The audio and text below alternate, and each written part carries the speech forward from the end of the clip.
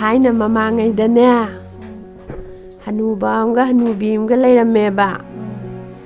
अदैदुदा हनुबगा हनुबीगजिना हनुबा ngasidi pan thajido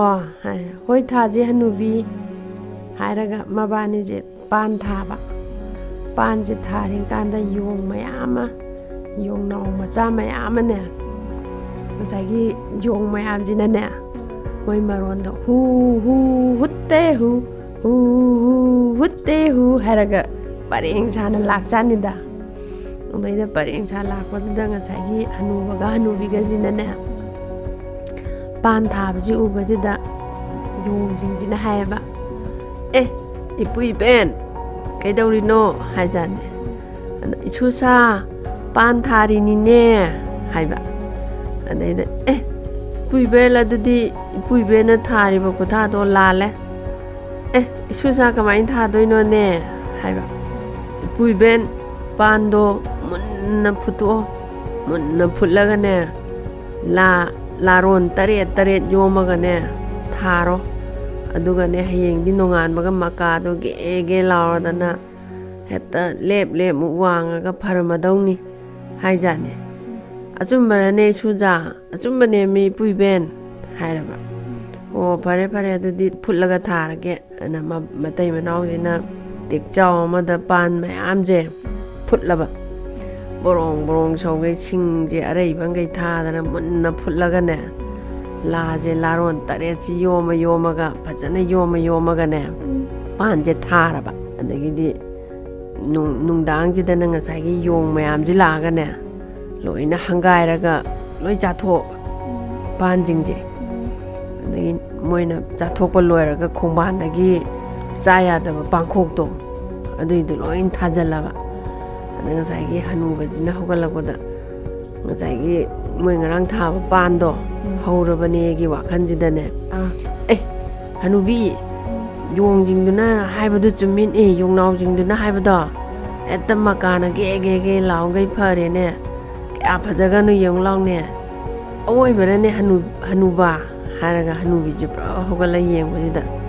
sinthok phajagre da sidi nangai phutla tharangwadamni ne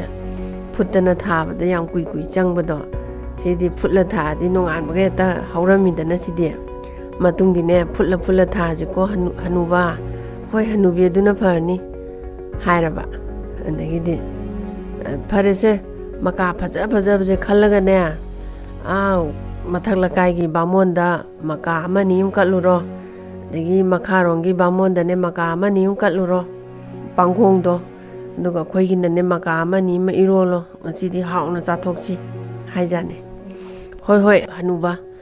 ana maji lai daga ji loi maka do len dana katluraba ani moi gi ju lolaga hanubi hauna chatharadamni se hana madi iru jathouraga mapi maro hongdoga chakhum mangi da phan da phama ngai leiraba adayuda hanubi jina iron ba loiraga haptharapajida man thaina di koi chak hojikti phu aga chingkhala chapje chanadredana matamda di uti thongba chaju phurut ka chingkhatpi irombaga chaju phurga chingkhatpi adayuda man iromba je char tola frut lau chingkhatpi haukre hanubi to haukre haiga amsu frut amsu chingkhatpa haure tumorok chap chare haure haiga amsu phut lau chingkhatlaba au laksu badi di makhanaw leng chalaba lengaba kanom tongine hanubi haiba karino ne hanuba na da sadane yengo hai majo fruit lau chingkhatleba jai iromba totpaje suk hawji bu kaidorage haiga amusu fruit chingkhatlaba adagi ahum laksu badi da majo fruit lau chingkhala hanuba sidi lengine hanubi lengine mabani je hainaraba hendak sa fulamdaro hanubi hanuba se hendak machelam hapake chawse maju machelam mamu chari hendak to patre adagi hanuba leng hanubi leng mabani je aiju lenge haineba hanuba leng ana mabani je adagidi mabani je kaino thum kara chasan ngari ahingba ji lawdabida chabi lengbudu phanabanena adagidi khangni yong mayam do yong nong mayam do hataba yade thokna lakjagreda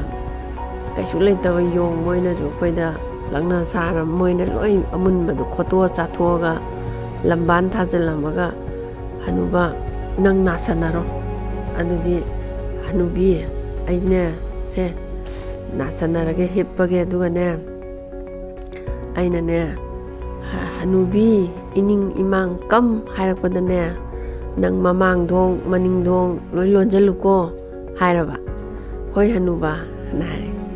adu maji hippaga nasanare adagi nasanaba jidagi hanubi jina kappeba kapsanareba ha hanuba nangbu naba pharone aibu kanaga lehdoino nangna kaigumba sigi taradi aibu kanaga laimina doino aibu kanada sinaram doino nangbu naba pharone na maji kappeba kapsanareba adai ngasai yong nong mayam do amu hu hutte hu hutte hu haraga unglae buko adagi di iben kaidawre hoi susa ngarangi pando charubadagine na puje nare adugini aina kapije kanaga lehdoino na yong nong mayam je hu hutte hu hutte hu amuk tawra lai ne adagidi iben kaidawre hoi susa na puje ngarang ne pal iron bazaru badagine nare ne aduna aije kanaga lehdoino nang siba yaro sigidrena kapini ne susa na hairaba ipu karaida melauge karaida noiroge khongda pairora khutta pairora na yong nong mayam jingjina ne tap tap tap tap tap tap metle yong mayam je khuyalu khum loi koisalle adaidu da hanu bajina haireba hanubi ining imang kam haireba ko adada ngasai thonglo jalu hainagibdo mabani na hanubi jina maningju mamangju thongji loi lonjalleba ada ngasai hanuba jigi manakta chaitup ama thammeba chaitup sina yong jingje makok makhong pop thomaga mana hatleba anaida yong naw ma cha piktrung khakdine thongjingi makhada wairam sitokpagi ahobam khaiba adaida maji lithoga chingreba yong naw je hais hanubi yong naw litho chingre yong jaw khlak pada taudana khoi bu salak saba tare da an hairaba thobam lani hanubi an haire adagi di haibaga tawga yong jaw khlak pa yong moi mayamgi ningthau haitare aduda taure khoigi ikurai ton yong jingdo hanuba hanubi na loi halaure ai khak hingaga laini an haibe ding sai yong jaw khlak pa je puraga yong naw jiga khangni hanuba hanubi do hatke na laebako akpadagi di hanubi jina ureba hanuba yong jaw khlak ko do laine kamai tawni koi krai da lot kani na haiba ada karamba da lot ni kharung jingje ai thaina di kharung cho bo leirameba nga liba ising yokpa kai je kharung maina chapun leibak na saba maleba adaida amarom da amada amu changi chande amada amu changi chande tawbada khwai last da khwai dagi chaw kharung am leirameba adaida mabani je lotleba hanubaga hanubiga je adagi ding sagi yongjaw ko lakpa jine imung da changaga kharung jing do thangkat dana yenge lumde kharung ama thangkatli lumde kharung ama mu thangkali lumde kharung ama mu thangkali lumde kharung ama thangkapade di khanglum lummeba ko oh masida yawram tare hanuba hanubido ana khallagam yo kaino je thange kharungje thangakpadudane masagi hanuji mamoy yam thokningaba madi hanubi ai moy yam thokninge kamai tawni haiba hanuba yam kanna thokanu kitang tho haiba kitang thoke hanubi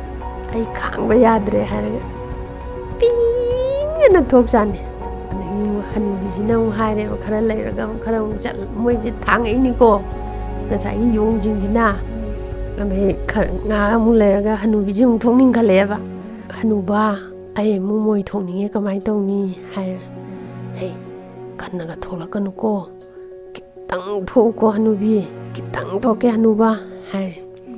ꯁꯨꯁ ꯍꯥꯏ ꯑꯗꯒꯤꯅꯦ ꯁꯨꯝ ꯊꯥꯡꯉꯛꯄꯗꯨꯅ ꯃꯣꯏꯒꯤ ꯃꯀꯣꯟꯗꯨ ꯇꯥꯅ ꯊꯥꯡꯉꯛꯏꯅꯦꯕ ꯍꯅꯨꯕꯒ ꯍꯅꯨꯕꯤꯒꯁꯦ ꯃꯣꯏ ꯃꯆꯦꯠ ꯃꯆꯦꯠ ꯁꯦꯠꯂꯒ ꯆꯥꯗꯧꯒꯤꯅꯤ ꯈꯪꯗꯦ ꯑꯃꯅꯤ ꯈꯪꯗꯦ ꯑꯗꯒꯤ ꯍꯅꯨꯕꯁꯤ ꯑꯃꯨꯛ ꯊꯣꯛꯅꯤꯡꯈꯠꯂꯛꯑꯦꯕꯀꯣ ꯍꯅꯨꯕꯤ ꯑꯩ ꯃꯣꯏ ꯑꯃꯨꯛ ꯊꯣꯛꯅꯤꯡꯉꯦ ꯀꯃꯥꯏꯅ ꯇꯧꯅꯤ ꯉꯁꯥꯏꯒꯤ ꯑꯗꯨꯃꯥꯏꯅꯅꯦ ꯈꯤꯇꯪ ꯊꯣꯛꯀꯣ ꯌꯥꯝ ꯀꯟꯅ ꯊꯣꯛꯂꯛꯀꯅꯨ ꯍꯥꯏꯔꯕ ꯄꯤꯡꯁ ꯍꯥꯏ ꯑꯗꯒꯤ ꯈꯔ ꯑꯃꯨꯛ ꯃꯣꯏꯁꯦ ꯁꯨꯝ ꯂꯥꯛꯑꯒꯅꯦ ꯍꯅꯨꯕꯤꯁꯤ ꯑꯃꯨꯛ ꯊꯣꯛꯅꯤꯡꯈꯠꯂꯛꯑꯕ ꯑꯁ ꯍꯅꯨꯕ ꯑꯩ ꯑꯃꯨꯛ ꯊꯣꯛꯅꯤꯡꯉꯦ ꯃꯤ ꯀꯃꯥꯏꯅ ꯇꯧꯅꯤ ꯍꯥꯏꯔꯕ ꯄꯤꯛꯅ ꯇꯞꯅ ꯊꯣꯛꯀꯣ ꯀꯟꯅ ꯊꯣꯛꯀꯅꯨ ꯍꯥꯏꯕ ꯐꯁ ꯍꯥꯏ ꯃꯃꯣꯏꯗꯣ ꯑꯗꯒꯤꯗꯤ ꯈꯔ ꯑꯃꯨꯛ ꯆꯠꯂꯒ ꯉꯁꯥꯏꯒꯤ ꯍꯅꯨꯕꯁꯤ ꯑꯃꯨꯛ ꯊꯣꯛꯅꯤꯡꯈꯠꯂꯛꯑꯕ ꯍꯅꯨꯕꯤ ꯍꯟꯗꯛꯇꯤ ꯂꯦꯡꯕ ꯊꯤꯟꯕ ꯑꯃꯒ ꯂꯣꯏꯅꯩꯌꯦ ꯃꯣꯏ ꯊꯣꯛꯄꯁꯦ ꯌꯥꯝ ꯊꯣꯛꯅꯤꯡꯉꯦ ꯑꯗꯣ ꯍꯟꯗꯛꯀꯤ ꯃꯣꯏꯁꯦ ꯑꯩ ꯀꯃꯥꯏꯅ ꯇꯧꯅꯤ ꯄꯤꯛꯇꯧꯁꯨ ꯃꯥꯟꯗꯦ ꯀꯃꯥꯏꯅ ꯇꯧꯅꯤ ꯁꯤꯗꯤ ꯍꯅꯨꯕ ꯌꯥꯝ ꯀꯟꯅ ꯊꯣꯛꯀꯅꯨ ꯄꯤꯛꯅ ꯌꯥꯝ ꯄꯤꯛꯅ ꯊꯣꯛꯀꯣ ꯍꯥꯏꯔꯕ ꯑꯗꯩꯗ ꯍꯅꯨꯕꯁꯤꯅ ꯉꯁꯥꯏ ꯂꯦꯡꯕ ꯊꯤꯟꯕꯒ ꯂꯣꯏꯅꯅ ꯇꯧꯋꯦ ꯍꯥꯏꯕꯗꯣ ꯃꯥꯗꯤ ꯄꯤꯛꯅ ꯊꯣꯛꯀꯦ ꯇꯧꯔꯒꯅꯦ ꯍꯦꯛꯇ ꯃꯃꯣꯏꯗꯤ ꯕꯥꯡꯁꯅ ꯊꯣꯛꯑꯕ ꯑꯗꯒꯤꯗꯤ ꯉꯁꯥꯏꯒꯤ ꯌꯣꯡ ꯈꯨꯂꯥꯛꯄꯁꯤꯅꯅꯦ ꯌꯣꯡꯖꯥꯎ ꯈꯨꯂꯥꯛꯄꯁꯤꯅ ꯄꯥꯈꯠꯄꯣꯏ ꯂꯥꯛꯄꯣꯏ ꯆꯐꯨꯁꯦ ꯗꯣꯡ ꯂꯥꯎ ꯊꯥꯗꯔꯝꯃꯒ ꯆꯦꯟꯈ꯭ꯔꯦꯕ ꯉꯁꯥꯏꯒꯤ ꯌꯣꯡ ꯃꯆꯥꯁꯤꯒ ꯑꯆꯧꯕꯁꯤꯒꯅ ꯑꯗꯒꯤꯗꯤ ꯃꯕꯥꯅꯤꯁꯦ ꯆꯐꯨꯗꯨ ꯀꯥꯏꯗꯅ ꯃꯊꯨꯟꯁꯤꯗꯅꯦ ꯆꯦꯒꯥꯏ ꯃꯆꯦꯠꯅ ꯌꯨꯔꯕ ꯍꯅꯨꯕ ꯅꯪꯅ ꯃꯣꯏ ꯈꯤꯇ ꯊꯣꯛꯎ ꯍꯥꯏꯔꯒ ꯑꯆꯧꯕ ꯑꯃ ꯊꯣꯛꯂꯛꯇꯅ ꯊꯨꯟꯒ ꯂꯣꯏ ꯀꯥꯏꯔꯦ ꯆꯦꯒꯥꯏꯅ ꯊꯤꯟꯕꯗ ꯑꯗꯒꯤ ꯍꯅꯨꯕꯁꯤꯅ ꯑꯃꯨꯛ ꯍꯥꯏꯔꯦꯕ ꯑꯩꯁꯨ ꯈꯤꯇꯪꯅꯦꯅ ꯊꯣꯛꯄꯅꯤ ꯑꯗꯨ ꯆꯥꯎꯊꯣꯛꯈꯤꯕꯩ ꯋꯥꯅꯤ ꯍꯥꯏꯔꯒ ꯃꯕꯥꯅꯤꯁꯦ ꯃꯊꯨꯟꯗꯣ ꯆꯦꯒꯥꯏ ꯃꯆꯦꯠ ꯉꯥꯛꯇ ꯉꯥꯏꯗꯅ ꯂꯩꯍꯧꯔꯦ ꯑꯗꯨꯒ ꯌꯣꯡꯖꯥꯎ ꯈꯨꯂꯥꯛꯄꯗꯨꯁꯨ ꯉꯁꯥꯏ ꯃꯣꯏꯈꯣꯟꯗꯣ ꯇꯥꯕꯗꯅꯦ ꯀꯤꯕꯣꯏ ꯈꯪꯕꯣꯏ ꯃꯣꯏꯁꯦ ꯍꯨꯟꯇꯣꯛꯑꯝꯃꯒ ꯆꯦꯟꯈ꯭ꯔꯦꯌꯦ ꯑꯗꯨ ꯃꯕꯥꯅꯤꯁꯤꯅ ꯁꯣꯔꯣꯛꯁꯤꯗ ꯆꯦꯒꯥꯏ ꯃꯆꯦꯠꯇꯣ ꯂꯧꯊꯣꯛꯅꯔꯒ ꯆꯦꯒꯥꯏ ꯃꯆꯦꯠꯇꯣ ꯂꯧꯊꯣꯛꯑꯒ ꯃꯣꯏ ꯃꯌꯨꯝꯗꯨꯗ ꯑꯃꯨꯛ ꯍꯟꯖꯜꯂꯒꯅꯦ ꯃꯕꯥꯅꯤꯗ ꯅꯨꯡꯉꯥꯏꯅ ꯑꯃꯨꯛ ꯄꯥꯜꯂꯦꯌꯦ